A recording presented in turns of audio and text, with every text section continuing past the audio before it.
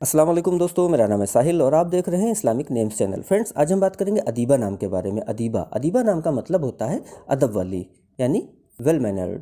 तो जिनका नाम अदीबा होता है उनके लिए हर महीने की 4, 13 और 22 यानी 4, 13 और 22 ये 3 डेट्स लकी और अच्छी होती हैं। अगर बात करें इनके लकी डे यानी लकी दिन की, तो लकी दिन इनके लिए सबसे बेस्ट रहेगा संडे यानी इतवार। इतवार का दिन इनके लिए बहुत अच्छा दिन है। अगर बात करते हैं इनके लकी कलर की, तो लकी कलर में इनको नीला कलर यानी ब्लू कलर इनके लिए बहुत अच्छा सूटेबल कलर है। अगर बात करते हैं इनके लकी स्टोन की, तो लकी स्टोन में इनको नीलम या गार्नेट स्टोन यूज़ करना चाहिए। ये दोनों स्टोन इंशाल्लाह इनके लिए बहुत अच्छे और फ़ायदेमंद रहेंगे।